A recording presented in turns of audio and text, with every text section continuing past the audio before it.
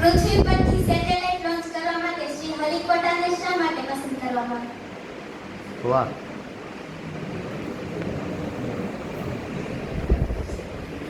પહેલા તો આજે મેં જે પ્રશ્નો અહીંયા જે અત્યાર સુધી સાંભળ્યા એટલે મેં જે અરુણ દાદાના કાર્યને અને નાનાભાઈ ભટ્ટના કાર્યને શ્રદ્ધાંજલિ માટેની જે મારી અપેક્ષા હતી એમાં મને જ લાગતું હવે કોઈ વાંધો આવે કારણ કે આવા પ્રશ્નો કોઈ આવી કક્ષાની સ્કૂલમાં હજી સુધી કોઈ પૂછ્યા જ નથી. બહુ મને ખૂબ જ આનંદ થયો. તો આ એનો પ્રશ્ન એ છે કે આપણા ભારતની અંદરથી લોન્ચ કરવા માટે શ્રીહરિકોટાની જ પસંદગી સ્વીકાર કરી. આપણે દરિયો તો અહીંયા પણ છે, સાવ નજીક જ છે, દરિયા કિનારેથી જ કરવો હોય તો આપણે ભાવનગરથી કેમ ન કરવું? તેનું 2 થી 3 કારણો છે. પહેલું તો સલામતીનું કારણ. તો સલામતીનું કારણ એ છે કે કોઈ પણ લોન્ચ છે તમે વિશ્વમાં ક્યાંય પણ જુઓ તો મોટે ભાગે દરિયા કિનારેથી થાય અને એની દિશા જે હોય ને દરિયાની ઉપરથી જાય એવો માર્ગ પસંદ કરે કે જેથી કરીને રોકેટને જ્યારે પોતે સ્પેસમાં જવાની ગતિ પોતે શરૂ કરે ત્યારે સૌથી વધારે ખતરો શરૂઆતના સમયમાં જ હોય છે, પછી એને વાંધો નથી આવતો. કારણ કે એ તો પછી એક વખત તમે જુઓ ને થોડી મિનિટોની અંદર 100 કિલોમીટરથી ઉપર જઈ અને અવકાશમાં જતું રહ્યું. હવે એને કોઈ ઘર્ષણની કે એને બીજા કોઈ પણ પરિબળોની એટલી ચિંતા નથી જેટલું એ વાતાવરણમાં હોય ત્યાં હોય છે. એટલે વાતાવરણ ક્યાં સુધી હોય? 100 કિલોમીટર. 100 કિલોમીટર પાર કરતા સમય કેટલો લાગે? થોડી મિનિટો. એ થોડી મિનિટો જ એ તમારે એનો જે દિશા છે એ દરિયાની ઉપરથી લે જેથી કરીને ક્યારે પણ કોઈ પણ મોટી અકસ્માત થાય અને આખું રોકેટ તૂટી પડે તો ક્યાં જાય? દરિયામાં. એટલે માનવ વસાહત કે જ્યાં આપણી બીજી કોઈ માલ મિલકત હોય એને કોઈ નુકસાન ના થાય એટલા માટે આ પહેલું કારણ.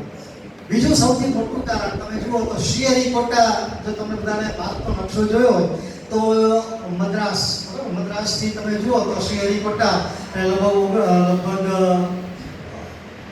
20 કિલોમીટર દૂર છે. બરાબર? દરિયા કિનારેથી ત્યાં તમે એને જુઓ તો આપણે દક્ષિણના કિનારા ઉપર છે. બરાબર? દક્ષિણનો આપણે પશ્ચિમનો ભાગ અને પૂર્વનો ભાગ એમ બે છે ને, તો આ કયા ભાગ ઉપર છે? કોઈને ખબર છે? નકશો જોયો હોય તો પૂર્વ ભાગ ઉપર છે શ્રીહરિકોટા કે પશ્ચિમ ભાગ? નકશો યાદ કરો. પૂર્વ ભાગ, પૂર્વ કાંઠે છે. બરાબર? તો તમારે જ્યારે કોઈ પણ સેટેલાઇટને લોન્ચ કરવાનો હોય ત્યારે મોટે ભાગે બધા રોકેટો પૂર્વ દિશા તરફ લોન્ચ થાય. આ એક સિમ્પલ યાદ રાખજો. એના બહુ વધારે પડતા વિજ્ઞાનમાં નથી પડતા. તો તમે પૂર્વ બાજુ તમારે એને લોન્ચ કરવું હોય તો તમે પૂર્વના કિનારે હો ને ત્યાંથી લોન્ચ કરો અને પશ્ચિમના કિનારે હોય ત્યાંથી લોન્ચ કરો તો સૌથી વધારે કયું સુગમતા ભરવી પડે? પૂર્વનો. એટલા માટે આપણે એની પસંદગી એટલા માટે કરી કે સૌથી પહેલા તો એ દરિયા કિનારે છે, દરિયા કિનારાનો પણ પૂર્વ કિનારે છે જેથી કરીને પૃથ્વી પોતાની ગતિ પશ્ચિમથી પૂર્વ તરફ છે. બરાબર? પૂર્વ તરફ ફરે છે. તો કોઈ પણ વસ્તુ ફરતી હોય ત્યારે એનો પોતાનો કુદરતી વેગ જે રોકેટને લાગે એને કારણે ઓછા બળતણના ખર્ચથી આપણે સ્પેસની અંદર પહોંચી શકીએ. એટલા માટે આપણે શ્રીહરિકોટાની પસંદગી 3 કારણોસર કરી. સલામતીને કારણે, દરિયા કિનારાને કારણે અને પૂર્વના કાંઠે છે એના.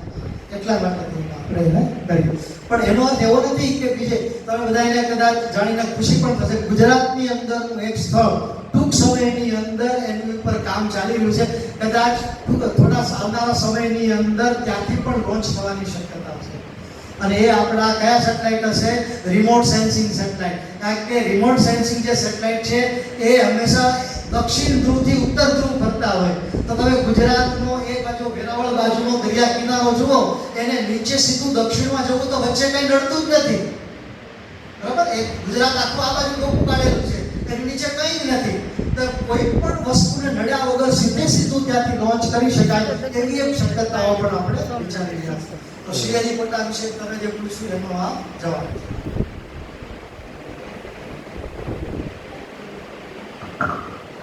એક સારા વૈજ્ઞાનિકમાં કયા કયા ગુણો હોય છે?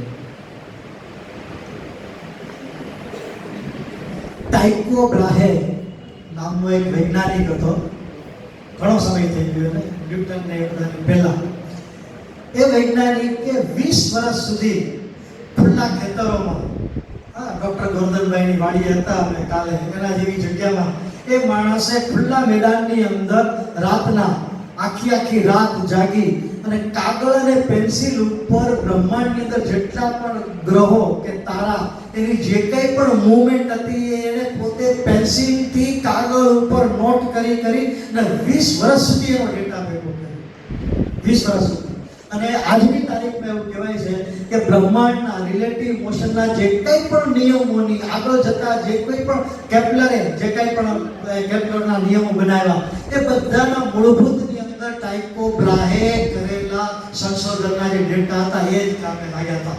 તો તમારામાં પણ જો ધીરજ 20 વર્ષની વાત નથી કરતા પણ થોડી ધીરજ તો એટલી હોવી જોઈએ કે પેલી 1 મિનિટની રિલે આપણે તો નથી જતા ફટ ના હવે નહીં હવે બીજું એવું નહીં. થોડી તમારામાં ધીરજ અને સ્થિરતા એ પહેલો ગુણ છે. તમારામાં ખંત અને ડિસિપ્લિન એ બીજો ગુણ હોવો જોઈએ. અને તમારામાં કોઈ પણ વસ્તુને એનાલાઇઝ કરવાની જો તાકાત હોય, બરાબર, અંદરથી પ્રશ્નોમાંથી પ્રશ્નો ઉદ્ભવતા હોય તો તમે ચોક્કસપણે વૈજ્ઞાનિક બની શકો. આ એના મૂળભૂત છે, બીજા તો ઘણા બધા